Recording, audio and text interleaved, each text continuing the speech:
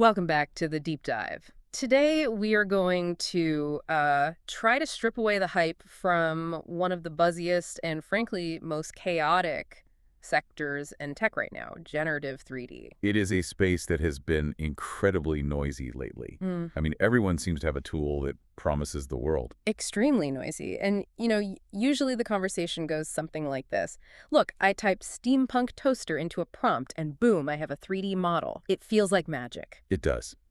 But we've been digging through some new documentation from EON AI Ventures about their new production module, EON 3D Objects. And they're basically suggesting that this magic phase, it's over. We're now entering the utility phase. Right. And that transition is, well, it's actually been pretty painful for the industry. For the last year or so, we've been stuck in what I'd call the uncanny valley of 3D generation. I've been calling it the blob problem. The blob problem is a fantastic name for it. It really, really captures the frustration. It's that feeling where you get a digital engine and it looks like an engine, but it's just one solid, sort of melted lump of geometry. You can't use it. You can't turn a screw, you can't open a panel. It's a statue, not a machine. Precisely. And so the mission for this deep dive is to really unpack how EON is claiming to solve that specific problem. We're looking at how they're moving from, cool assets for games to enterprise-grade tools for heavy hitters like Exxon and Aramco. And we're not just talking better graphics. We're talking safety, readiness, and a huge shift in the economics of how we learn. It's a big claim. It is. So we've got the white papers, the tech specs on things like Hunyuan 3D Studio, and we're going to figure out if this is the real deal. But let's start with the why. Why is a company like Exxon even clamoring for this? Well, it's much more critical than just better VR for board meetings. It comes down to a crisis of readiness. Think about where these companies operate: refineries, offshore rigs. High-stakes environments. Incredibly high stakes. If you make a mistake there, things explode. People get hurt. So training isn't optional. It's the lifeblood of the operation. It's mandatory. And more, that training is happening in simulation in VR and AR because it's just safer. You don't want a trainee turning the wrong valve on a live gas line. Of course not. But here's the bottleneck. To train someone to repair, say, a centrifugal pump, the digital model has to behave like one. It needs physics. It needs separate parts. Exactly. And this is where traditional generative AI has been, well, terrible. The source material calls it inadequate segmentation and coarse asset resolution. The blob problem. It's the blob problem. The AI gives you the skin of the object, but none of the guts. It's a hollow shell. So if I'm a trainee in VR and I reach out to remove a casing and it's just a solid block, I haven't actually learned anything useful. Worse, you might have learned the wrong thing. It's what the industry calls negative transfer of training. Oh, wow. Yeah. If the simulation isn't real enough, you're actually introducing safety risks. The worker gets into the real world and freezes because the bolt is rusted and the casing is heavy. And this is something we're hearing from the big players. Oh, yeah. Leaders at Aramco and Exxon have been very vocal about this. They don't need pretty pictures. They need actionable models. Okay, so the demand is there for these componentized models. Why hasn't this been solved? We have thousands of 3D artists. We do. But that brings us to the second pillar of the crisis: cost and time. High-quality 3D is notoriously expensive, right? It's incredibly labor-intensive to have a skilled artist build a high-fidelity, fully segmented model of, say, an industrial valve. That's days of work, maybe a week. And thousands of dollars, I assume? Thousands per asset. So if you have a warehouse with 50,000 unique parts, the math just breaks. It's, as they say, cost prohibitive. You can't hire enough artists. So companies are stuck. They use the blob models, which are dangerous, or they train on, 1% of their equipment. So enter EON 3D Objects. The claim is they've cracked this code on generating interactive assets straight from AI. Right. They aren't just generating a mesh. They're generating a system of parts. That's the whole shift. Let's get under the hood then. The docs list a pretty interesting tech stack. Hunyuan 3D Studio 1.2, PartGen 1.5, and something called Nano Banana Technologies. I knew you'd bring that up. I have to. It sounds like a smoothie ingredient, not enterprise software. It does. It's a whimsical name, but it's likely a very serious optimization layer. But let's look at the workflow. Hunyuan 3D Studio does the initial heavy lifting, the basic text-to-shape part. Okay. But PartGen 1.5 is the real game changer here. PartGen as in part generation. Exactly. Most AI models see an image of a car and just say, that's a car shape. PartGen looks at it and understands, this is a chassis, these are four wheels, this is a hood. It gets the relationship between the component. That's the semantic understanding they mentioned. It knows what the object is, not just what it looks like. Right. And Nano Banana is probably in there optimizing the data flow so it all runs smoothly on a headset. The whole combination means you get an object that is born ready to be taken apart. Let's drill down into the features then, because precision segmentation is the big headline. The docs throw out a number.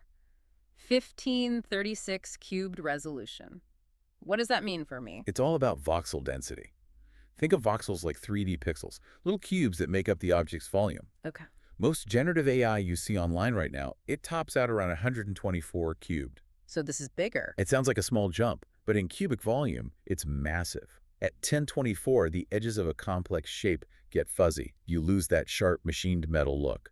Jumping to 1536 is a huge increase in data. It's like the difference between a fuzzy DVD and a 4K Blu-ray. In terms of edge sharpness, yes, that's a great analogy. It means when the AI cuts the door away from the car frame, the cut is clean. It's not jagged or melted. Yeah. That high resolution is what allows for auto-segment and generate parts. The Lego factor. Yes. The asset comes into the world as a collection of independent manipulable pieces. In VR, you can grab the handle and it moves. You can unscrew the cap. That's the actionable part. But I have to play devil's advocate. I'm skeptical of fully automated systems. AI makes mistakes.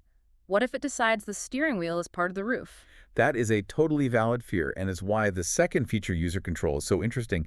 They haven't removed the human. They've just given the human a better tool. They call it brush interaction. Paint-based control. Exactly. It's like using a masking tool in Photoshop. If the AI gets it slightly wrong, say it fused a bolt to a flange, the user just goes in and paints the bolt to tell the system, hey, this is a separate thing. So you don't have to rebuild it. You just correct the AI's homework. Precisely. It keeps the human in the loop for that final 1% of accuracy, which is non-negotiable for enterprise use. A safety valve can't be mostly right. There's another control feature here that I think solves a huge annoyance: 8-view input. Usually these AIs are just guessing what the back of an object looks like. That's the occlusion problem. If I show you a photo of someone at a desk, you don't know what the back of their chair looks like. The AI is guesses. And you end up with some weird melted hallucination on the back. I've seen it. Right. EON's 8-view input is designed to fix this. It captures reference angles from all sides, front, back, top, bottom, and so on. It triangulates the geometry. So it's seeing the object in the round before it even builds it. It captures all that complex geometry. An industrial pump has pipes and valves coming out from every angle. A single view misses most of that. This ensures the model is accurate from every perspective. Okay, so we have the shape and the parts. What about the look? Feature 3 is visual fidelity. Sculpt-level quality is the marketing term. But what's really important here is their reconstructed rendering pipeline and its compatibility with PBR. PBR, physically based rendering. Correct. So in old 3D, you just paste a flat picture of metal onto a shape. PBR simulates the actual material properties. How rough is it? How metallic? How does light reflect off it? Oh, a rusty pipe won't shine like a polished chrome bumper. Exactly. And for training, this is critical. A worker needs to see a simulation and identify that metal looks fatigued or that seal looks wet. It might be leaking. It stops looking like a cartoon. I want to pivot now to the part of this report that actually made me stop and reread the line. We talked about the manual cost, thousands of dollars, days of work. Let's talk about the ALN stats. The economics here are just Well, startling. generation time, 8 to 20 seconds. I mean, it's almost instantaneous. And the cost. This is the one, 37.5 cents per generation. It's less than a stamp. It's a rounding error on an expense report. That is such a massive shift. We're not just making it a little cheaper, we're making it effectively free compared to the old way. It completely de-risks the entire process. If you spend $3,000 on a manual model and it's wrong, that's a big problem. If you spend 37 cents and it's wrong, You just generate it again. You generate 5 more. exactly. It changes the entire mindset from scarcity to abundance. And this is what allows for API-driven batch processing, which is the scalability piece. A company like Exxon isn't going to have someone sitting there clicking generate all day. No, they want automation. The source mentions this. You can feed a spreadsheet of part numbers into the API and have it populate a digital warehouse overnight. That changes the whole conversation from which assets can we afford to build to why haven't we built everything? It removes the scarcity mindset from simulation. Before, you only simulated the most critical, expensive machines. Now you can simulate the mundane stuff, the simple tools, the basic connectors. Because at 37 cents, why not? So this leads to the broader impact. We've geeked out on the tech, but what does this actually do for these organizations? It all comes back to that quote from Dan Lajerskar, the chairman of EON AI Ventures. He said, enterprises don't just need AI. They need AI in its most accurate and actionable form. Actionable is the key word. It is. The benefit isn't just saving money on 3D artists. The benefit is that the training gets better. If the simulation is accurate, the worker is safer.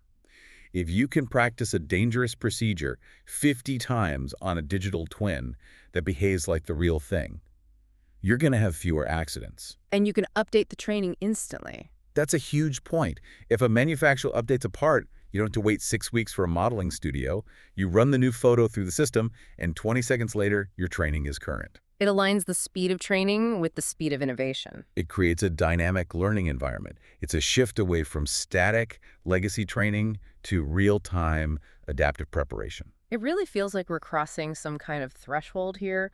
We've been hearing about the industrial metaverse for, what, a decade? But it was always an empty room. An empty, very expensive room. And this is the tool that fills it. It fills it with functional, working equipment.